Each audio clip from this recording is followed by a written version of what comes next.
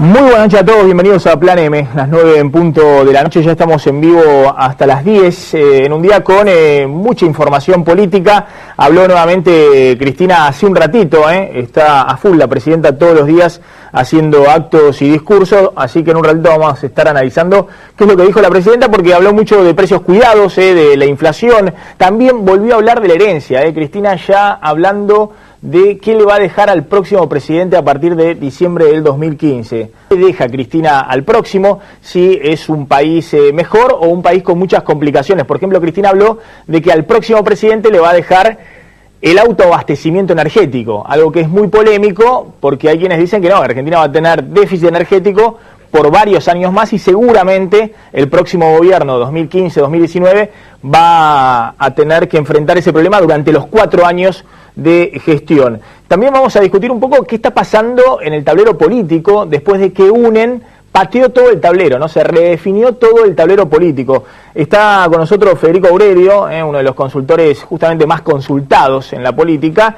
y vamos a ver con él las últimas encuestas, algún escenario posible de primera vuelta, si se consideran quiénes votarían en cada una de las fracciones políticas que hoy están en carrera. UNEN por un lado, Macri por el otro, Massa por el otro, y Scioli cada vez con más candidatos del oficialismo, no se sabe si con la veña o no de Cristina, que se lanzan a competirle a Scioli en esa interna del peronismo del Frente para la Victoria. Hoy la sorpresa fue Florencio Randazzo, el ministro del Interior, que dijo con todas las letras: no busco premio consuelo, si me lanzo quiero ser candidato a presidente de la Nación. El ministro del Interior, que últimamente está muy mimado por Cristina. Ayer estuvo en la inauguración de los trenes del San Martín, hoy Cristina en este acto lo volvió a mencionar, así que atención con Randazzo también. Ya están en nuestros estudios Federico Stussenegger del PRO y Gerardo Morales, senador nacional de la Unión Cívica Radical. ¿Por qué no hay acuerdo entre UNEN y Macri? Vamos a repasar quiénes son los que están más a favor de un acercamiento y quiénes están en contra. Y un ratito te voy a contar qué dijo Macri, porque Macri habló de este tema y puso un poco en el freezer la posibilidad de un acuerdo entre UNEN y el PRO. Antes de meternos en esos temas, vamos a hablar de lo que yo considero que es un bochorno. Esto no tiene justificativo, que es el ocultamiento de los datos de pobreza por parte del gobierno a través del INDEC. Hoy salió el jefe de gabinete, Jorge Capitanich, a justificar por qué ocultan los datos de pobreza, es decir, por qué no publicaron ayer, como decía el cronograma oficial, el calendario del INDEC, los datos de pobreza e indigencia de fines del año pasado, los nuevos datos de pobreza e indigencia. Capitanich habló de empalme, dice que no se puede empalmar los nuevos datos de precios que tiene el INDEC con los viejos datos, algo totalmente absurdo, pero que desnuda los problemas, las limitaciones que tiene parte del equipo económico para terminar de sincerar algunos datos, y esas limitaciones son políticas. Acá hay un problema netamente político, porque no les pide el FMI, no les pide el Club de París, no les pide nadie afuera, no los aprieta como si los apretaron con el tema de la inflación o el crecimiento económico, que sinceren esos datos. Y evidentemente Cristina sigue confiando en 2 soldados de Moreno, que son los dueños del INDEC, que son Ana María Edwin y Norberto Iscovich, que siguen dibujando absolutamente todas las estadísticas y sobre todo la estadística más sensible: cuántos pobres hay en Argentina. Un verdadero bochorno que hoy el jefe de gabinete, Jorge Capitanich, tuvo que salir a explicar, a decir por qué no habían publicado los datos de pobreza e indigencia, y después un comunicado del INDEC de estos 2 personajes que, si tuvieran algo de decoro, ya se debieran haber ido hace rato. No sé si a Italia con Moreno, pero sin duda no podrían estar hoy en el organismo oficial. Abrime el plano para que se la pueda ver a la señora Edwin también, no solamente a Iscovich, porque la señora Edwin es la máxima responsable de la destrucción del INDEC. Después viene Iscovich. Y acá está Axel Kicillof, que uno se pregunta si el ministro de Economía termina siendo cómplice o no tiene suficiente peso político o fuerza para terminar con este papelón. Pero que no es un papelón de Argentina frente al mundo, no es un papelón, porque para pasar la gorra en el exterior, para buscar dólares en el exterior, ya está, con el índice de inflación y sincerar el dato de crecimiento, como los apretó el FMI, ya está, con eso pueden ir a buscar dólares al exterior. Este es un papelón para el país. Argentina va a ser el único país de Latinoamérica que no publique datos de pobreza e indigencia. Bolivia, que tiene una gran pobreza, Brasil, que tiene una gran pobreza, Panamá, Ecuador, Venezuela, publican los datos de pobreza e indigencia. Y Argentina, después de una década ganada, entre comillas, no se anima a publicar sus datos de pobreza e indigencia. Mira el informe.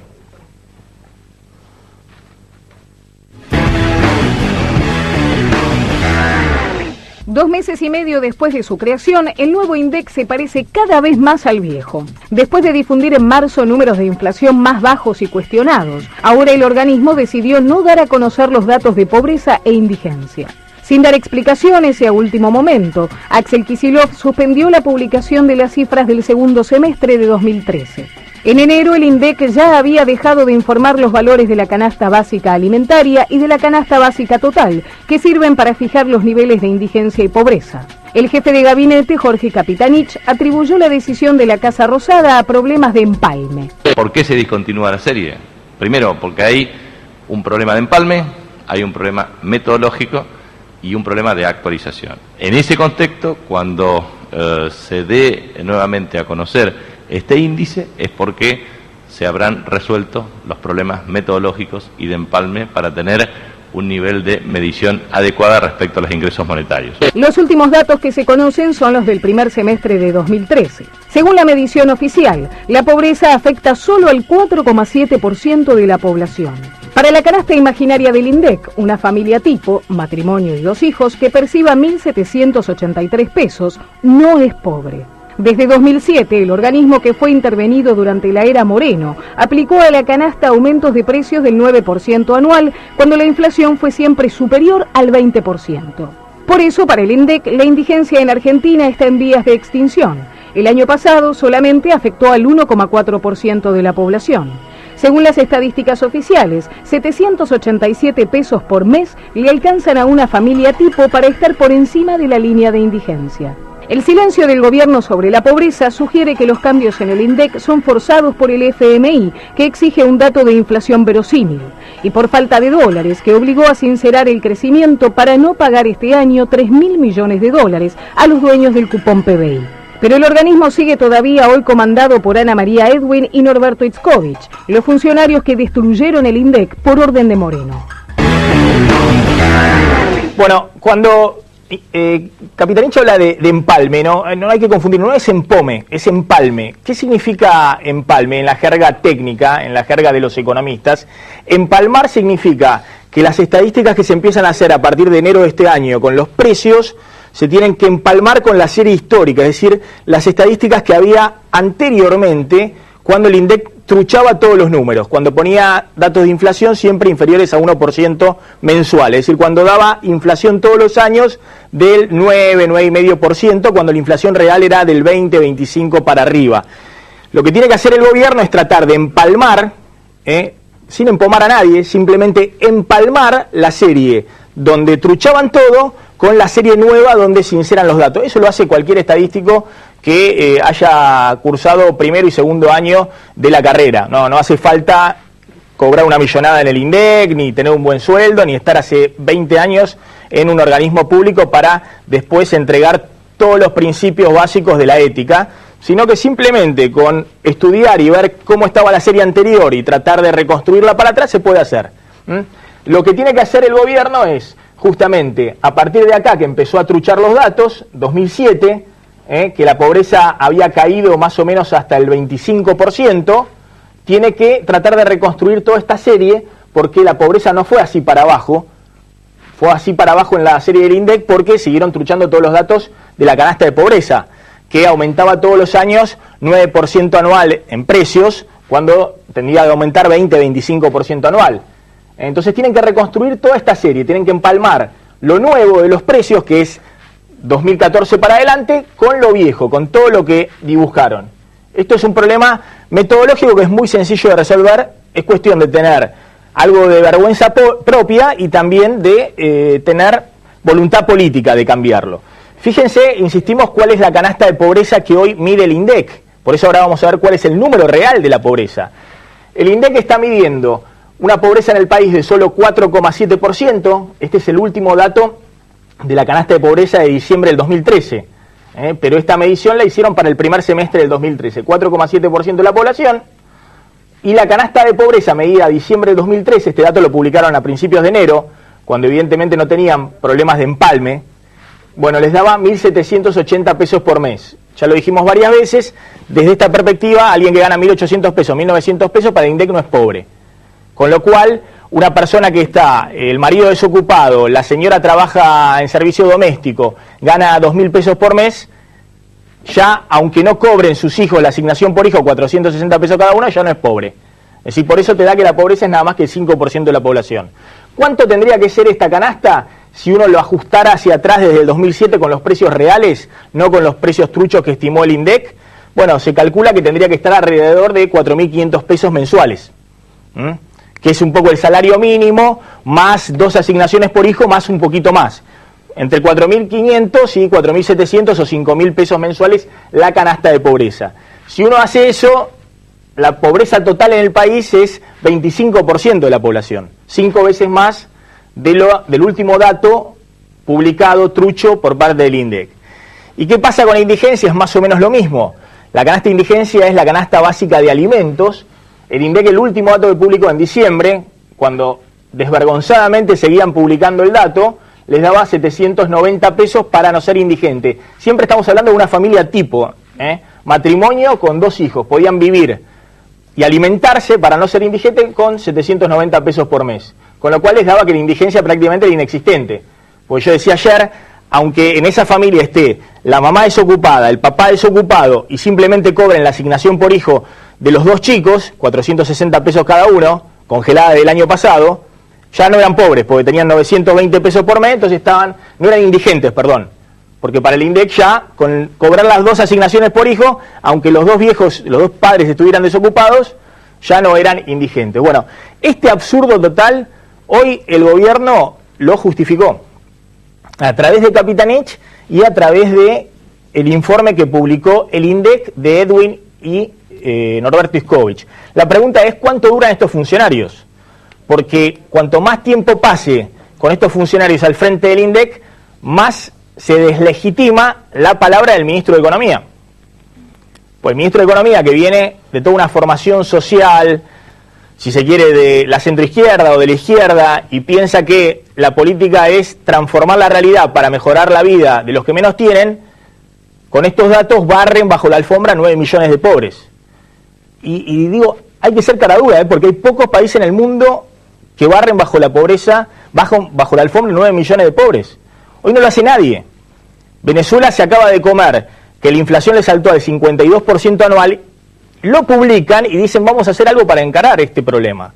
No lo ocultan, lo encaran al problema. Fíjense lo que decía hoy la presidenta respecto al éxito de los precios cuidados y el tema de la lucha con la inflación. Que denominamos precios cuidados y que ha tenido tanto éxito y que hoy las empresas pugnan por ingresar a precios cuidados porque se ha convertido más que en una política económica, en una política de mercado, en una política de marketing, porque la gente quiere comprar dentro de precios cuidados y no por fuera.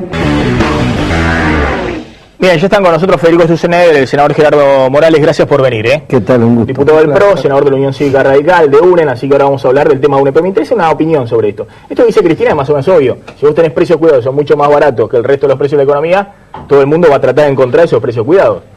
Mirá, y tratar de comprar barato esos productos. Sí, pero hay que volver a lo que vos decías del caradurismo y el daño que le hace a Argentina, digamos, el cultivar esto de la mentira, ¿no? Que se dio en el INDEC. Yo creo que iban a tener que sacar un número que de pobreza cero con la inflación, ¿no? Y el otro día, la verdad que vi en un programa de televisión, la verdad que me impactó, no sé si alguien lo había hecho antes, y creo que eso lo confrontó al gobierno con este relato que se cae y que no se puede sostener en el programa de Marcelo Slotoviase y Ernesto Telemón, que ellos hicieron un ejercicio que me pareció muy inteligente, que es computar la canasta con precios cuidados. Entonces, eso es algo que no lo puedes discutir, porque son los precios que el propio gobierno te está diciendo que son buenísimos, ¿no? La escuchamos recién a la presidenta. Y entonces te daban los números que vos recién mencionabas, Maxi, y me parece entonces que se enfrentaron ellos con una situación de que realmente no iban a poder sostener el número, ¿no? Los problemas de la inflación siguen estando ahí, no los está atendiendo el gobierno, Ahora, Cristina no habla hoy una palabra de este tema de no publicar los datos de pobreza y sí habla como un éxito de precios cuidados. A ver, precios cuidados, cuando uno tiene un precio que es sensiblemente más bajo del resto de los precios inflacionarios, está claro que la gente va a ir y comprar los precios cuidados. Si lo encuentras, sí, obviamente, ¿no? Pero no te va a cambiar. El problema es que hoy se firmaron 180 precios para los supermercados regionales, interior del país. ¿Vos cuando pones y tiene obligación de tener 100 precios cuidados en góndola. De esos 180, 100 tienen que tenerlos cuidados en góndola. Ahora, ¿eso es antídoto antiinflacionario? No es antídoto antiinflacionario y tampoco está claro que el consumidor lo tenga. Por ejemplo, gente que releva precios en la ciudad de Buenos Aires, ¿no? Entonces salen a los distintos negocios y se fijan si están los precios o no. Y te sacan después esos productos que están en precios cuidados, cuál es el precio en promedio que la gente los paga. Algunos lo encontrarán en un supermercado al valor de precios cuidados, otros no. Bueno, ese precio promedio es un 30% superior al que indica precios cuidados, ¿no?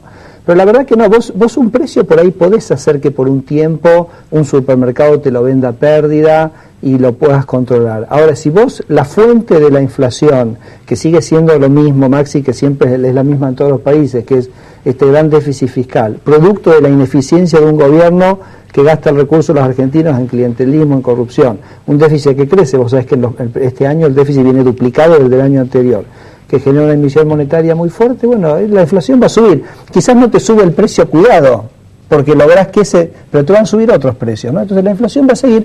Este es un gobierno que congeló las tarifas en el 2003, eso bajó la inflación, no, porque la tarifa también es como un precio cuidado, es un precio que lo controlás. ¿Controló la inflación? No. Después controló el tipo de cambio. Dijo, bueno, con esto controlamos la inflación. Otro precio, cuidado. ¿Bajó la inflación? No bajó la inflación siempre fue para arriba. Entonces esto la verdad que lo sabemos de todos lados, no es la manera.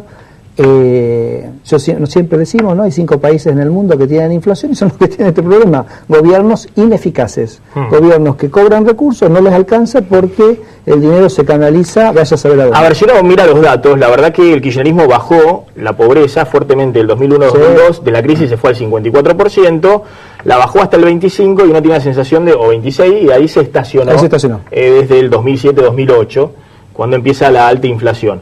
Ahora, también en promedio es más o menos la década del 90, que Menem la había bajado del 50% de la hiperinflación 89-90 y se le estacionó. Es un espejo, claro. Es un espejo de la década del 90. Entonces la década del 90 con la baja de la inflación genera una caída muy fuerte en la pobreza, después con la crisis y el desempleo eso aumenta y después el kirchnerismo en los primeros años logra bajarlo. Es como una carpita perfecto, empezaste en 25 y terminaste en 25. Claro, con una diferencia sustancial. Ahora quienes son pobres tienen empleo.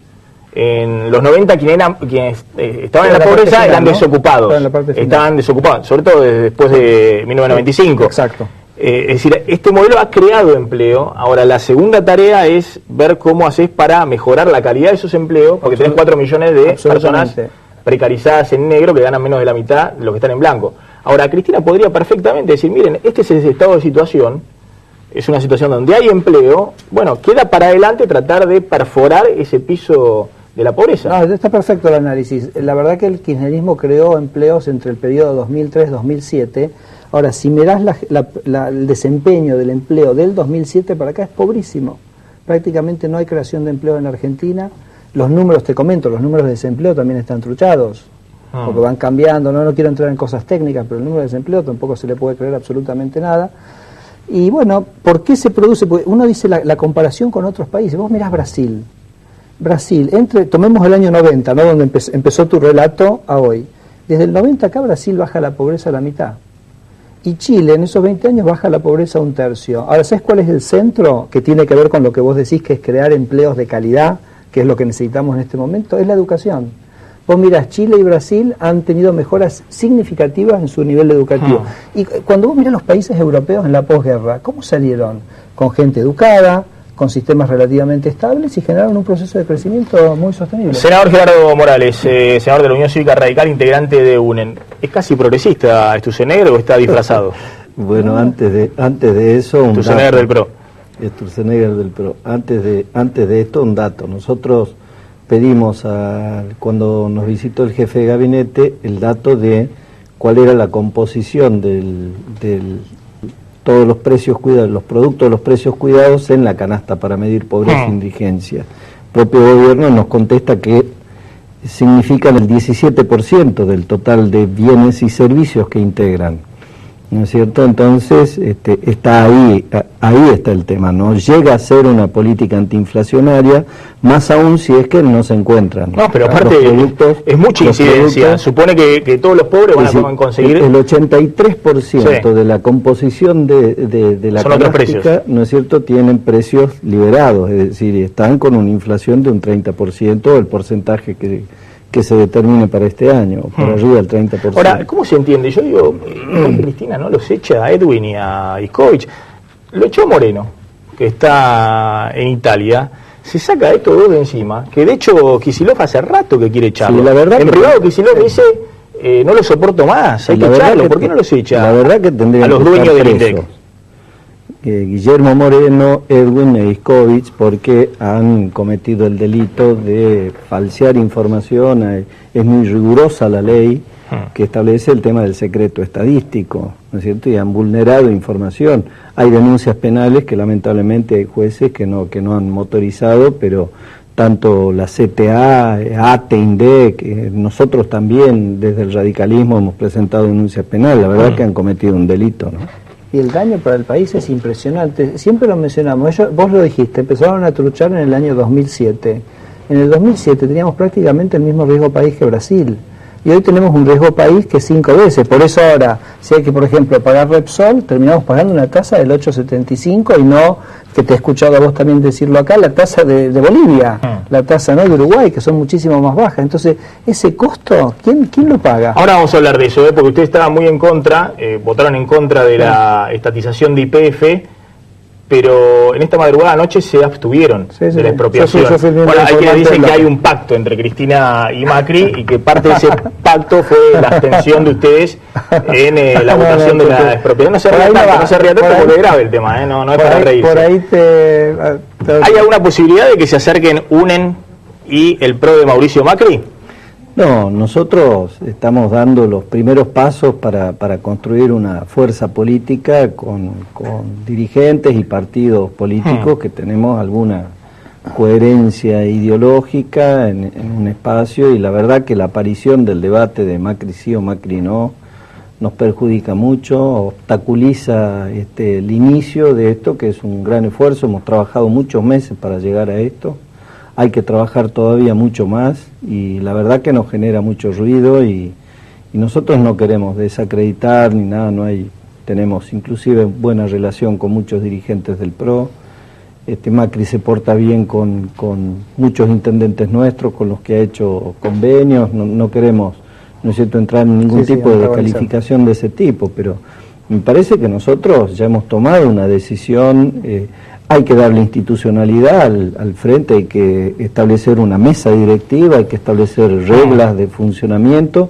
Ningún miembro del frente puede tomar por sí una decisión si no es una decisión colectiva, así que nosotros estamos trabajando por allí, que no tiene nada que ver con el esquema del macrismo, que más bien está sostenido en una cuestión personal, en algo que creo que yo también, creo también que es parte del fin de un ciclo. No quiero decir que Macri es el gobierno, pero el fin del ciclo del gobierno es el fin de un sistema de acumulación de poder, del populismo, y de tal vez una impronta personal en la gestión del gobierno, que creo que en eso de la cuestión personal sí tiene Macri, el PRO, y sí tiene Sergio Massa. Y a diferencia de esto, nosotros somos una construcción colectiva, que creo que es lo que está demandando la sociedad argentina, ¿no? Ahora lo vamos a discutir. Ahora responde Federico Stusseler. Hay quienes dicen que ese punto es el punto más débil de UNEN, que no tiene un candidato, una persona fuerte para que voten, y la gente hoy vota más que partidos, personas. Puede ser una debilidad en este momento, pero nuestra fortaleza me parece que es la coalición de fuerzas. Claro, pero en las últimas elecciones el votante busca una persona, Macri, Massa, Scioli, Cristina, una persona, y dicen que la pata débil de UNEN falta tiempo, es un candidato justamente fuerte. Vamos a ver un informe. Dale. A ver, Macri, UNEN, ¿puede haber algún acercamiento?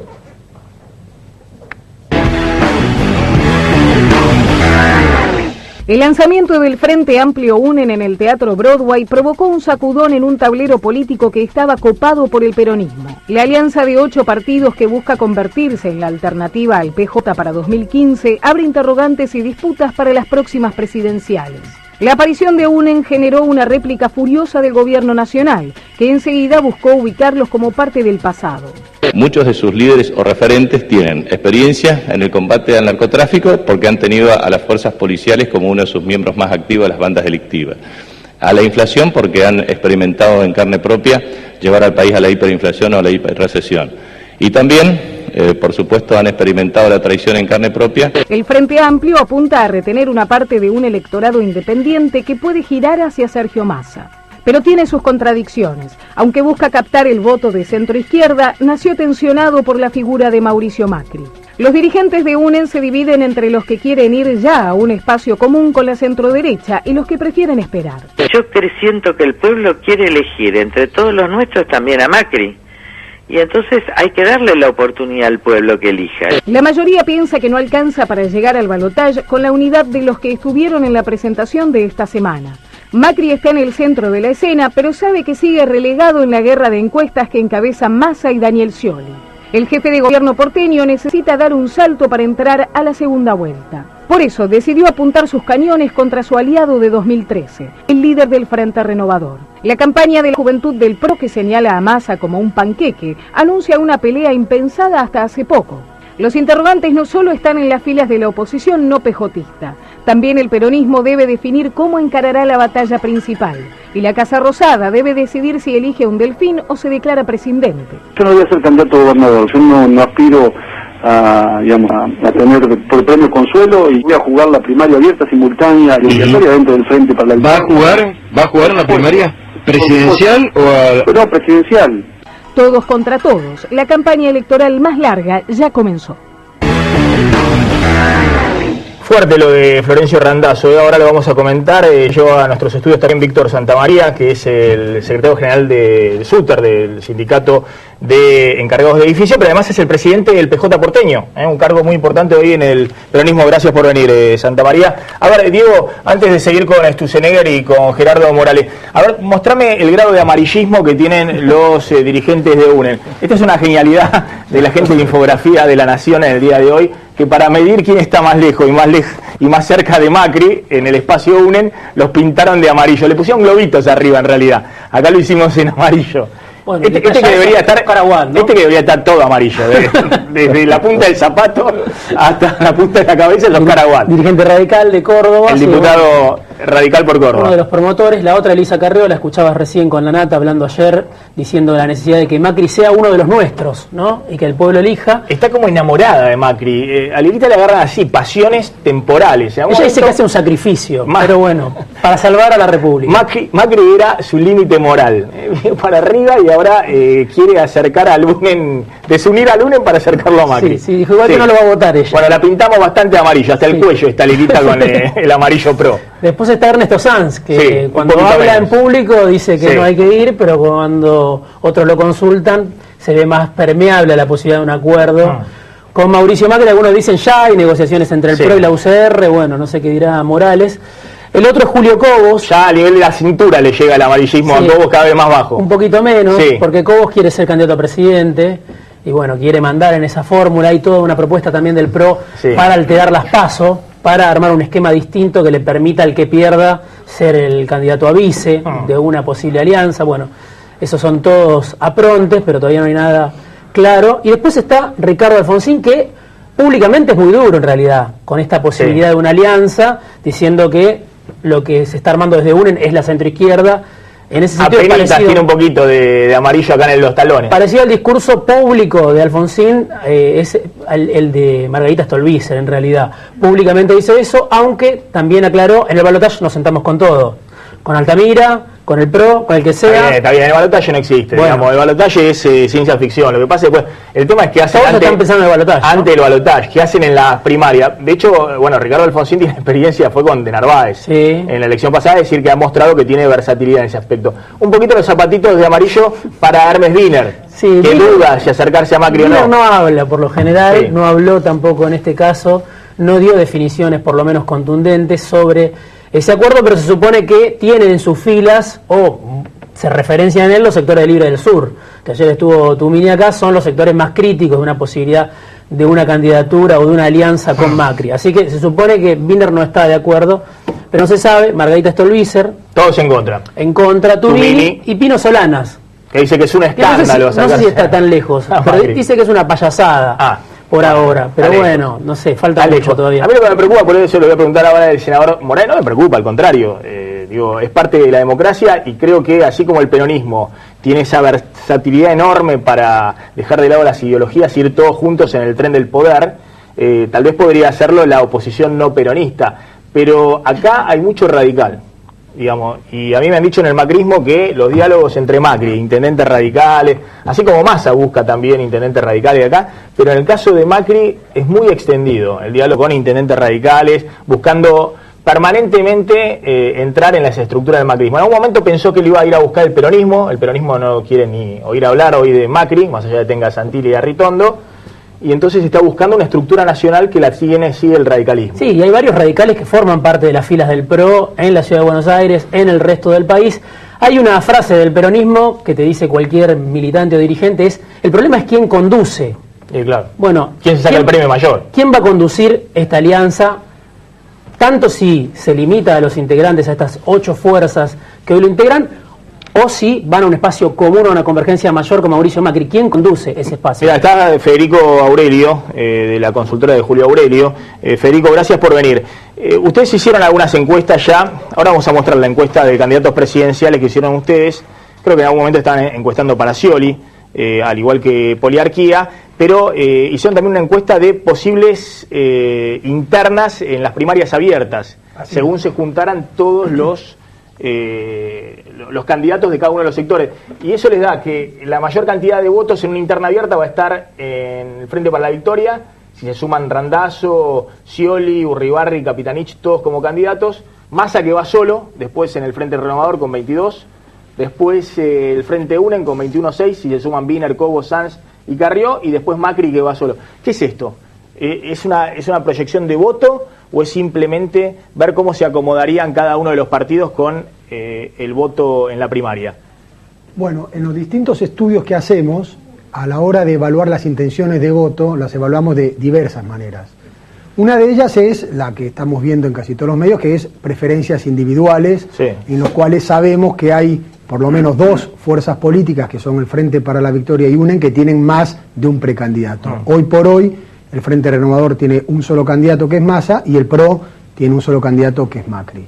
Esa es una manera de evaluar los posicionamientos en vistas a las elecciones del año que viene. Pero también, y recordando que el primer proceso electoral 2015 son las internas, hay que tener en cuenta que justamente el tener más de un precandidato, algunas de estas 2 fuerzas que tienen más de un precandidato, se van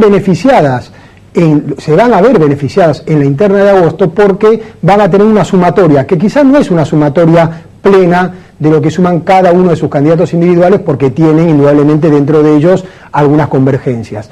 Pero hoy el Frente para la Victoria mide más que lo que mide Scioli, y el UNEN mide más que lo que mide cualquiera de sus precandidatos. Entonces esto es lo que le beneficia específicamente a UNEN, permitiéndole pasar sus candidatos individuales del 4º, 5º y 6º lugar, si tomamos 3, o 7º lugar si tomamos 4 candidatos, a una paridad en el 2º lugar con Massa en el tamaño interna de lo que va a ser. Ahora tengo una pregunta. Massa va solo, son votos de Massa. Sí. Digamos, lo que van a la interna de Massa solo por Massa.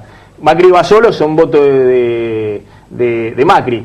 Acá, supongamos que gana Scioli con el resto de los candidatos, es imposible que retenga el 100%. Mucho voto va a ir para Massa, alguno irá para UNEN y otros irán, no sé si para Macri, pero probablemente sí para Massa y para UNEN. De hecho, Massa cosechó mucho voto del Frente para la Victoria en la última elección. Y lo mismo le pasa al Frente UNEN. Si gana Wiener, supongamos, o Cobos, mucho se va a ir. Parte se va a ir para Macri como alternativa opositora y parte se va a ir para Massa, ¿o me equivoco? Los trasvases se van a dar, se dieron en la interna de la Ciudad de Buenos Aires el año pasado, pero en qué porcentaje depende de muchos factores. En el caso del Frente para la Victoria seguramente va a tener mucho menor trasvase que el caso de UNEN, si UNEN no se presenta y construye, como mencionaba el senador Morales, desde el lanzamiento de esta semana a las elecciones del año que viene, un panorama claro de por qué están todos esos candidatos unidos que tienen un mismo programa y convencen al electorado que conforman un mismo espacio político, van a tener un menor trasvase entre la interna y la primera vuelta que si surgen algunas diferencias entre ellos y empiezan a diferenciar que un precandidato no quiere al otro y demás. Hay un beneficio en ese sentido, como vos mencionás, en el caso del Frente Renovador y del macrismo. Pero también ten en cuenta, Maxi, y si nos basamos en esa intención de voto, que por más que el macrismo no tiene fuga en la primera vuelta, no es muy alentador ser candidato en la primera vuelta habiendo salido cuarto. Entonces, recordemos que en todos estos procesos electorales, donde por ahí se puede generar un escenario de balotaje, los que peleen el primer y segundo lugar pueden generar un corrimiento no ideológico, sino de voto útil en vistas a que ganar o apoyar al oficialismo. Si vos no tuvieras que asesorar a Scioli, o no sé a quién estás asesorando ahora, y tuvieras que asesorar a UNEN o a Macri, ¿diría que tendrían que ir juntos?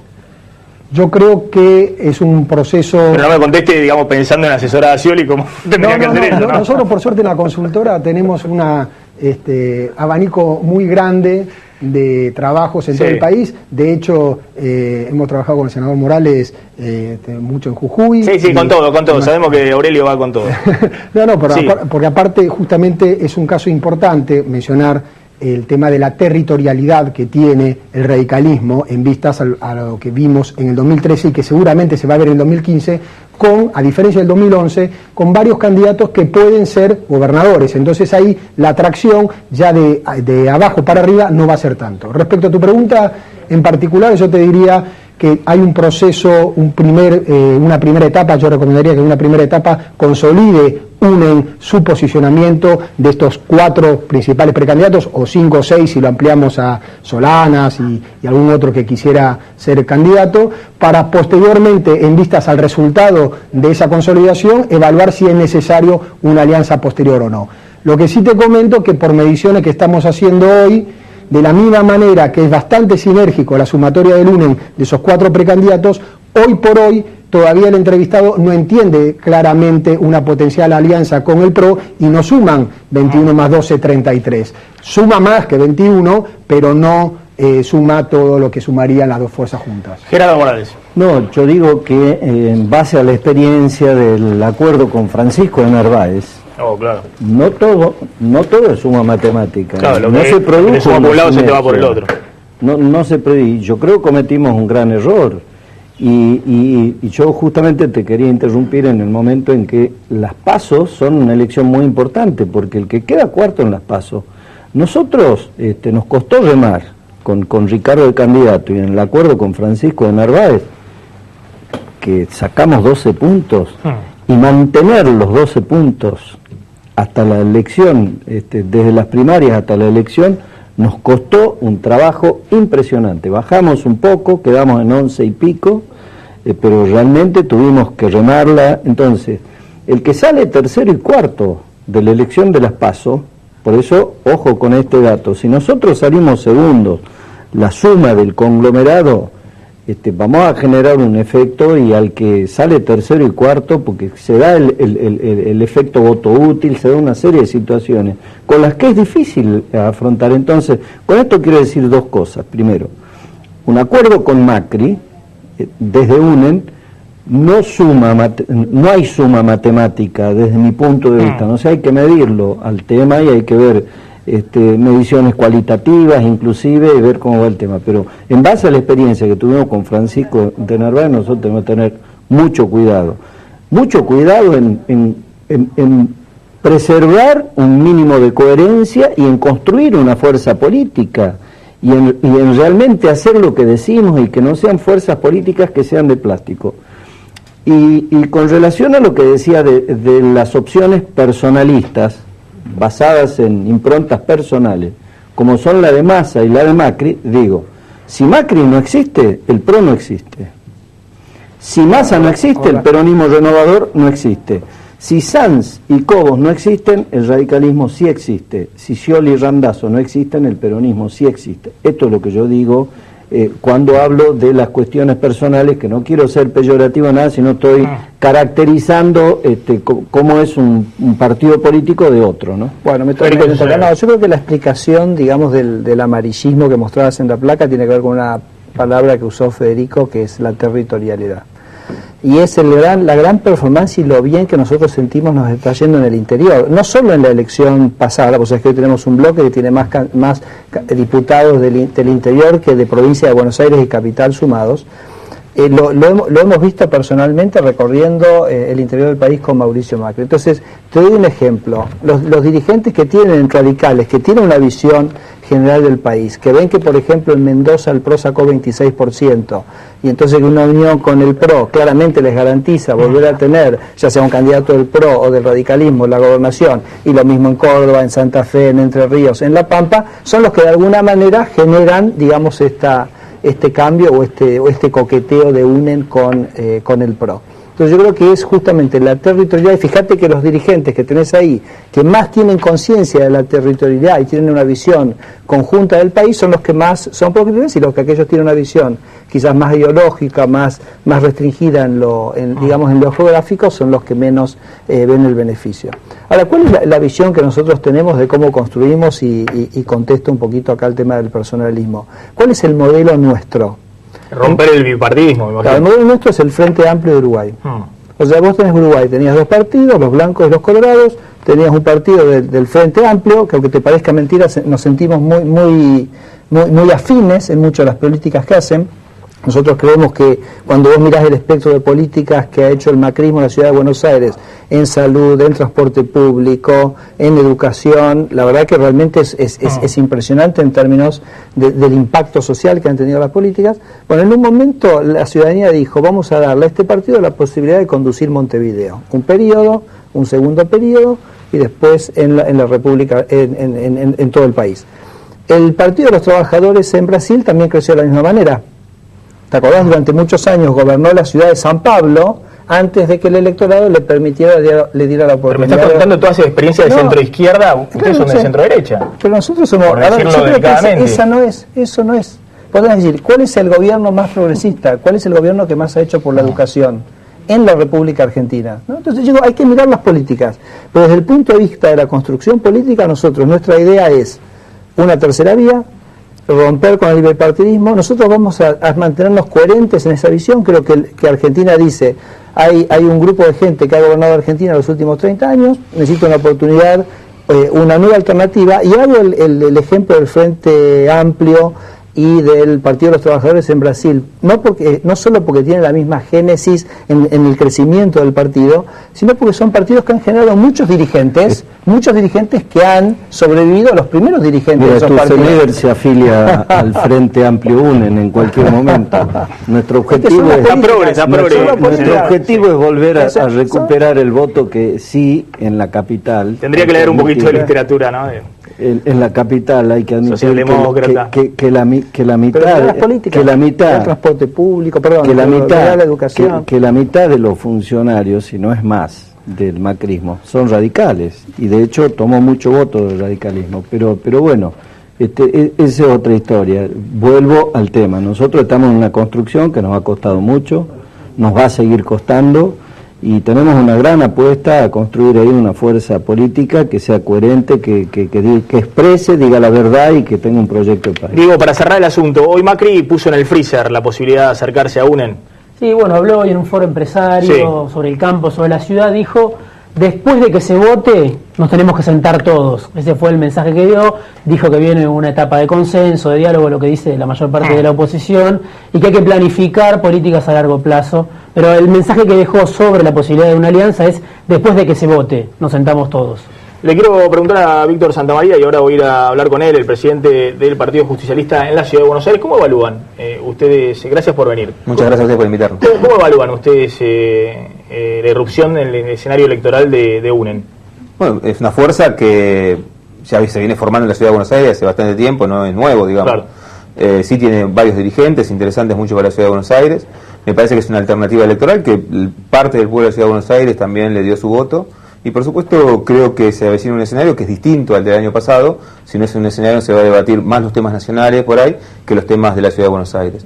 Por supuesto que seguramente va a haber una estrategia electoral del ingeniero Macri que va a adelantar las elecciones en la Ciudad de Buenos Aires para hacerse fuerte en un distrito, porque si no, no tiene dónde hacerse fuerte, que seguramente van a ser en marzo las elecciones en la Ciudad de Buenos Aires, y sobre eso seguramente se parará él en su plataforma y condicionará de ese punto de vista el frente electoral que arme con UNEN desde una posición de fuerza que es haber ganado un distrito. Por lo menos esa es, me parece, la estrategia como analista, no como partidario, de una fuerza política en la Ciudad de Buenos Aires. ¿Y ustedes simpatizan, digo, como dirigentes peronistas? No quiero mencionar kirchnerista porque cada vez que le digo hoy a un peronista como dirigente kirchnerista me reta. El otro día me retó Kunkel, el Cancaullo, no sé, bueno, después si quieres Santa María vemos la definición. No te reto. El presidente del partido justicialista, por lo menos en la Ciudad de Buenos Aires. ¿Ustedes se sienten más cómodos con el bipartidismo, digamos, el radicalismo enfrente, o consideran que, no sé, por ejemplo, Macri tiene alguna chance de colarse en ese... En la Ciudad de Buenos Aires hay casi una cultura de tres partidos. Sí. Desde el 83, con el partido intransigente, después con la UCD, siempre hubo un tercer partido en la cual estuvo disputándose el voto en la Ciudad de Buenos Aires. A nivel nacional, siempre hubo también fuerzas políticas, fuertemente el radicalismo tiene una historia importante en la vida de la Argentina, como lo tiene el peronismo. Creo que las PASOs, esa ley que creo que fue tan importante, que fue creada y fue en su momento hasta impulsada cuando Cristina era senadora, ayuda a que los partidos políticos se hagan más fuertes, porque el primer paso que establece justamente esa posibilidad de elegir candidatos es que los partidos políticos tienen que discutir primero ideas, después ir a un frente electoral a debatir esas ideas, y después vienen los candidatos. Ese es el proceso lógico del armado de esos frentes electorales.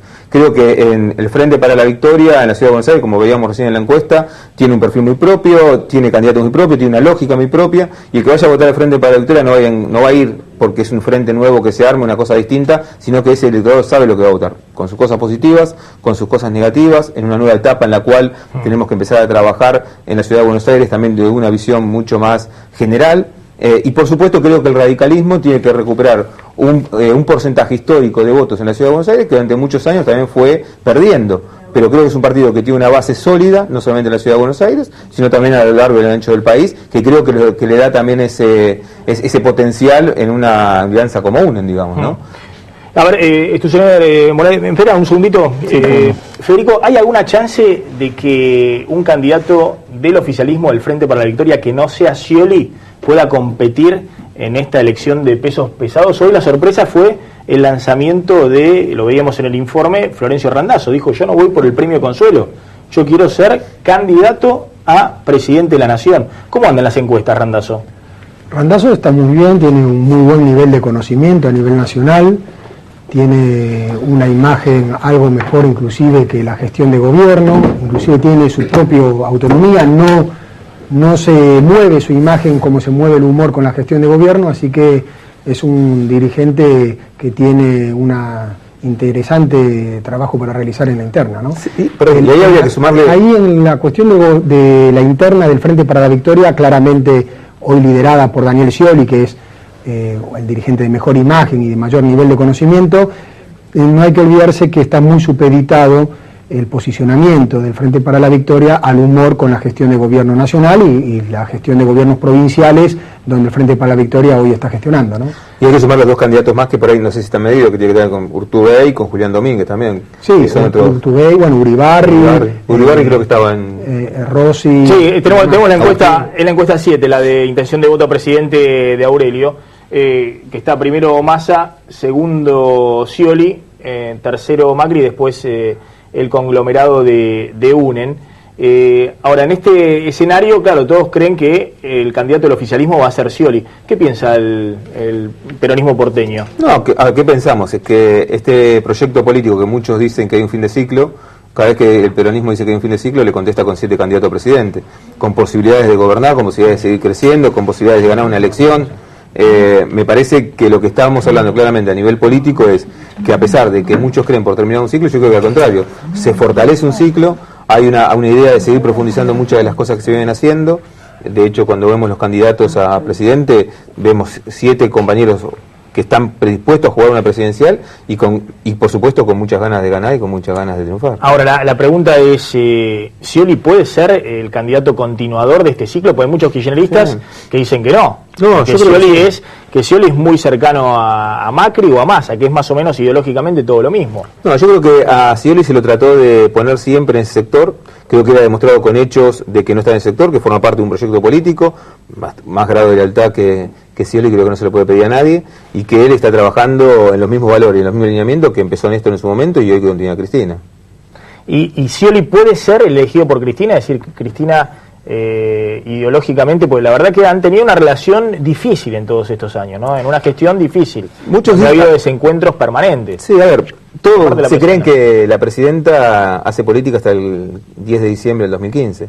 Ella es una dirigente política que va a trascender esa fecha, va a seguir teniendo injerencia y va a conducir, por lo menos para gran parte del peronismo entendemos que sí, que va a conducir los lineamientos del peronismo a nivel nacional, que va a conducir el movimiento nacional y que va a seguir opinando políticamente más allá del 2015 y que va a tener una fuerte injerencia como dirigente político en todas las medidas que este frente y que este movimiento tome, no solamente ahora, sino también después del 2015 también. Es decir, ¿usted cree que el kirchnerismo va a subsistir? El peronismo obviamente va a subsistir, estamos viendo que en cualquier versión va a subsistir después de diciembre del 2015. ¿El kirchnerismo va a sobrevivir después de diciembre del 2015? Yo creo que muchos dirigentes que hoy forman parte de lo que llamamos kirchnerismo, de los cuales, si uno me quiere poner en ese rol, no tengo ningún problema en ponerme en ese rol, vamos a pasar a la fecha del 2015, vamos a seguir trabajando, vamos a seguir injerencia en los territorios, vamos a seguir trabajando en el movimiento obrero, en los movimientos sociales. Creo que el peronismo es una construcción colectiva mucho más allá de lo partidario. El partidario es importancia, es un partido, los partidos tienen un rol central en la democracia argentina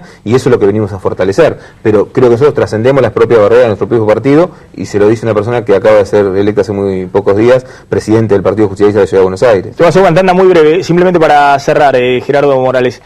¿Hay miedo de fuga del radicalismo al espacio de Macri, de algunos sectores del radicalismo, por ejemplo en Córdoba? No en la medida en que hay concretamente una alternativa que crece, porque nosotros hemos tenido riesgo con Macri y que Macri nos camine el patio trasero, sino con Massa también. Es decir, pero son caminadores los dos, ¿eh? Sí, los dos caminan y te andan en el patio trasero, pero digo, la posibilidad o no de fugas va a estar en que nosotros concretemos una alternativa y me parece que lo del martes ha generado muchas expectativas en el partido y eso genera un dique de contención para que trabajemos el proyecto. Gracias a los dos. Sí, Federico. No, la coherencia, seguir trabajando, ellos en su espacio, nosotros en el nuestro, dándole credibilidad a la gente, mostrando la gestión que hacemos, me parece que esa es la manera de construir en democracia. Tanda muy cortita y volvemos, un minuto.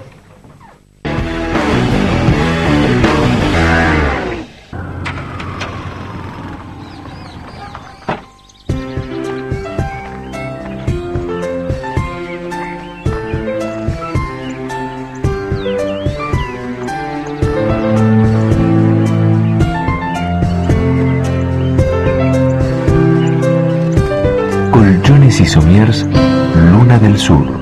Dormí tranquilo, dormí mejor.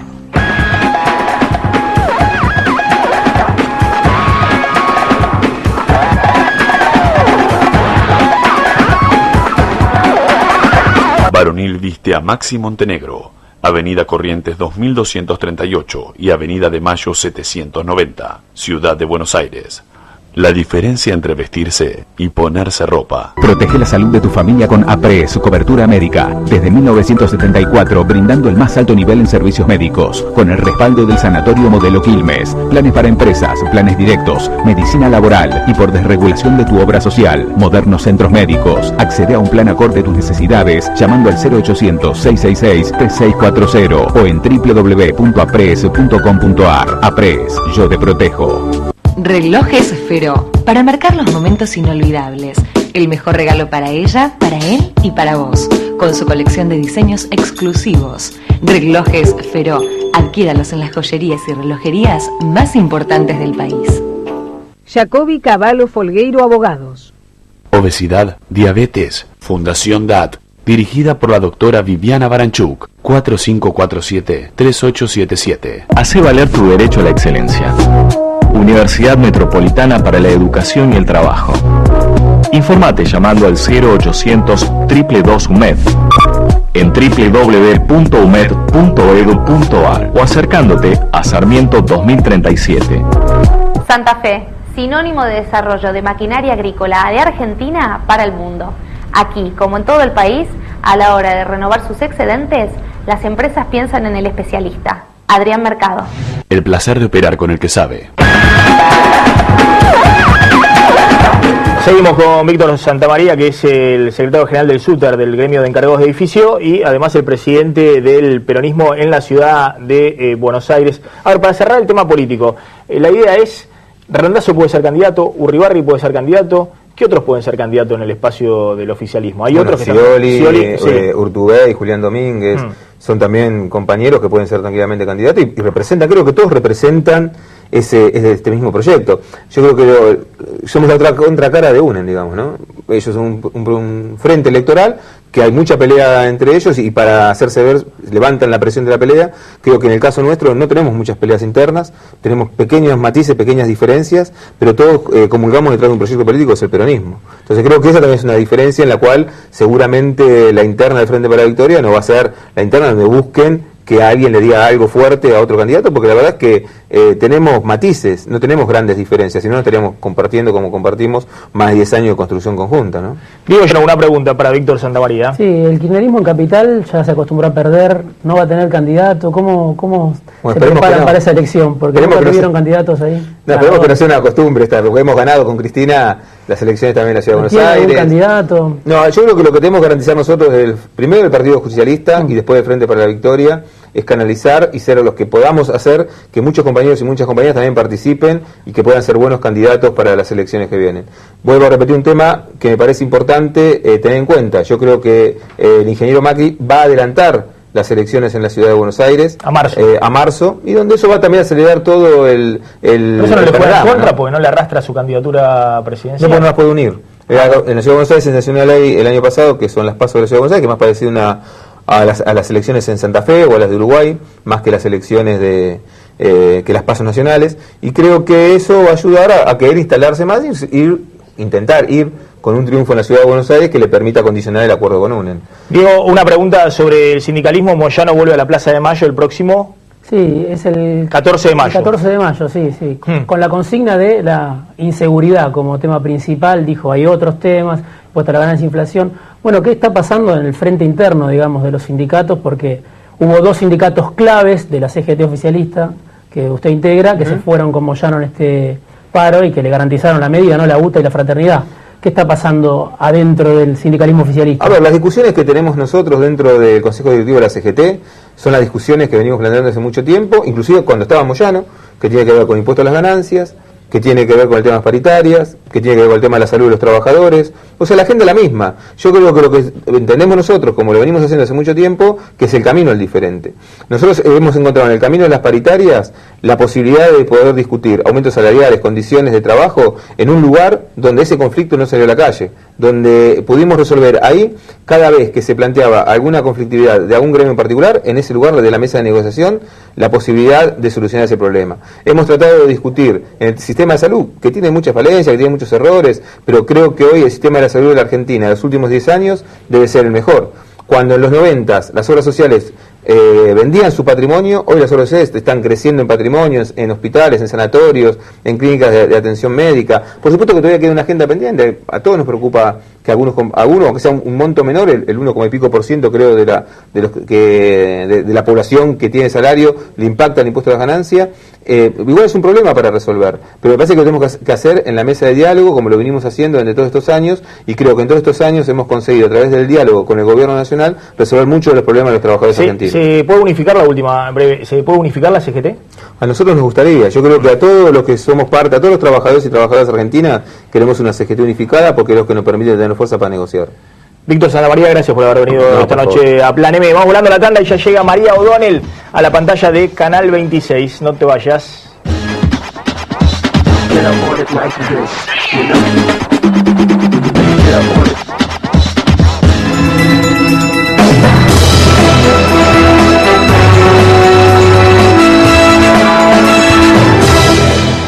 ¿Sabías que entre los 40 y los 70 perdés en promedio el 24% de masa muscular y con ella tu fuerza? Por eso desarrollamos el nuevo Ensure Advance. Contiene proteínas, vitamina D y es el único con HMB que potencia la fórmula especialmente para tus músculos. Ensure Advance, fuerza para tus músculos, independencia para vos. Y para disfrutar en cualquier momento del día, nuevo Ensure Plus Drink, energía, fuerza y salud. Tu hijo está de viaje y se quedó sin efectivo. ¿Querés prestarle efectivo a un amigo que vive lejos? ¿Te olvidaste la billetera y necesitas sacar plata del cajero? Banco Provincia presenta Punto Efectivo, un nuevo servicio que te permite extraer dinero de un cajero automático Link sin usar tu tarjeta. Práctico, rápido y seguro. Punto Efectivo. Saca plata sin sacar tu tarjeta. Banco Provincia, de tu lado. ¿Están para hacer algo hoy? Lo que sí, chicos, yo no manejo, dale, ¿quién maneja?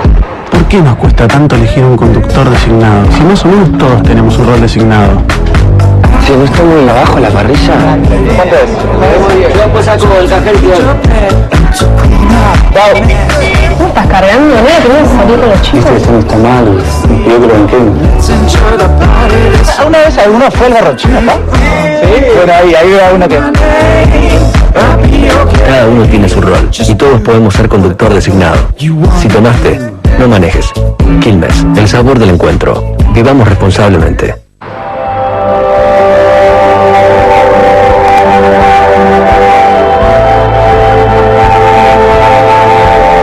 O sea, yo ahora estoy en Luis Podres, toda la gente urgente, todos te hablan de la mega planta, la mega planta.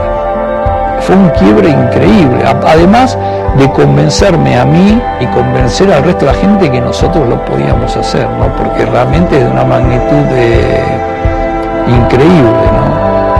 Ojalá pueda hacer algo más grande todavía, o por lo menos lo hice una vez.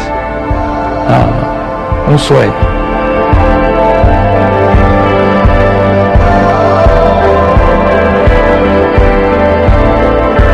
Soy Pablo Bassi y trabajo en el kilómetro 8010 de Techín.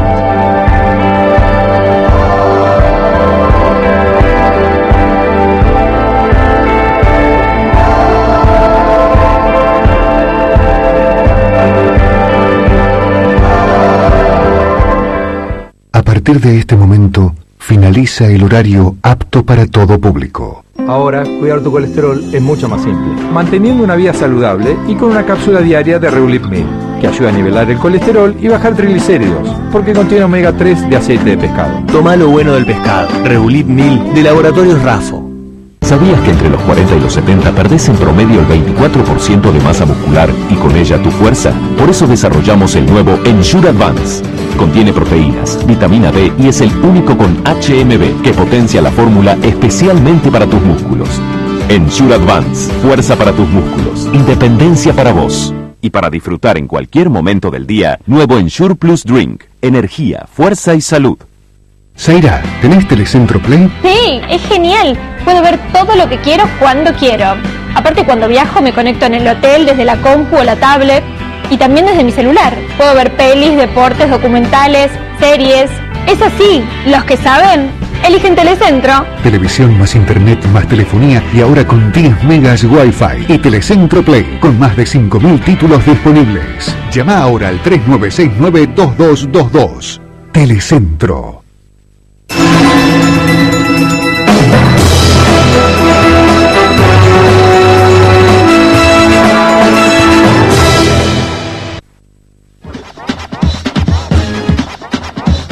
Nos estamos despidiendo, quédense en Canal 26, ya llega María O'Donnell con 50 minutos a la pantalla del 26. Nosotros nos reencontramos mañana a 9 de la noche con La Picada de Periodistas, viernes a la noche. Chau, pásenla bien.